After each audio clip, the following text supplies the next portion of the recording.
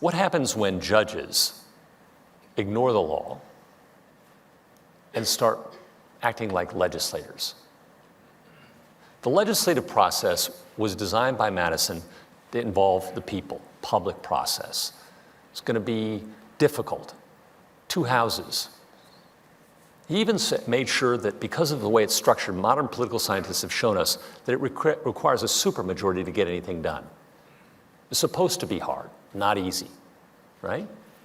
And by making it so hard, minorities would be at the fulcrum of political power and be able to say yes or no. Majorities couldn't do it by themselves. They'd need extra help to get the bill across the line. What happens when judges take over that role? Well, for me, an example, one example among many, is Korematsu, decision in which the United States Supreme Court allowed the government to round up Japanese American citizens during the Second World War without any kind of due process. The due process clause is pretty clear. You can't be deprived of your life, liberty, or property without due process. There was no due process in that case. Nobody could say that was consistent with the original meaning of those words.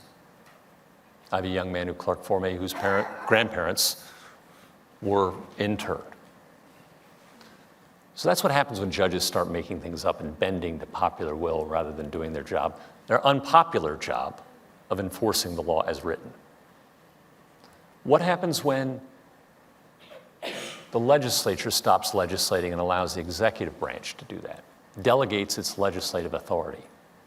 Well, instead of a very public process in which we all participate and minorities have this special power, the executive branch is run by one guy. You have a king making your laws for 4 years. Do you want a king making your laws? Maybe worse yet, the king, as we both know, doesn't always control everybody in the executive branch, right? There are agencies he cannot even touch, really. So you have bureaucrats making laws. People are accountable to no one. What happens to minorities and unpopular interests then? Well, we have cases in which these come before me. These are real cases that come before me in which veterans with post-traumatic stress disorder seeking benefits have a winning legal argument under the law, I think, as an independent judge. Or an immigrant seeking lawful admission to this country has a winning argument to this independent judge. But we have doctrines that say I have to defer to the executive branch's interpretation of the law. You're denied an independent judge. And who gets hurt in that? Unsurprisingly, the vulnerable, the unpopular, the pariah, the minority interest. Because they're losing the right to an independent judge and instead getting a politically accountable agent making that decision.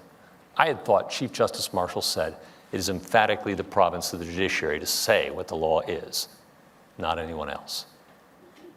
Okay, what happens when what happens, so that's kind of two angles of the triangle. Those kinds of muddling, what happens when the executive plays judge? We've done. What happens when it makes up laws? Let's do that, okay?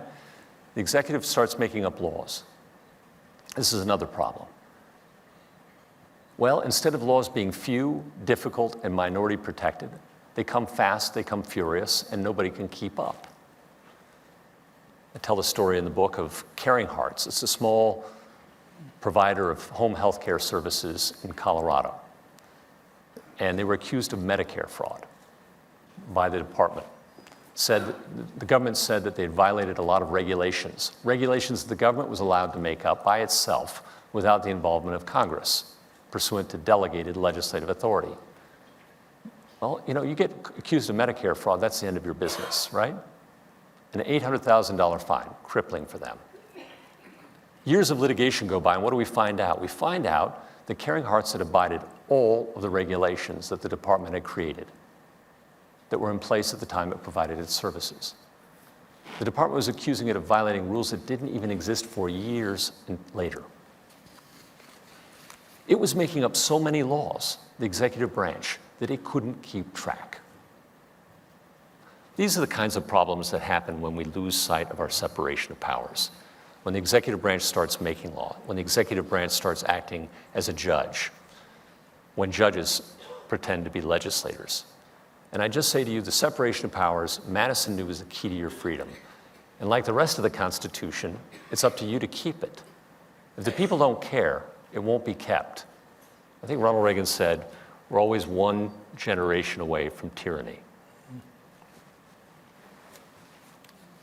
So, Mr. Justice, I'll confess that I'm a big fan for lots of reasons, but primarily because of what you wrote before you went on the Supreme Court about originalism. Can you talk to us tonight about why that concept is such an important concept and briefly describe how you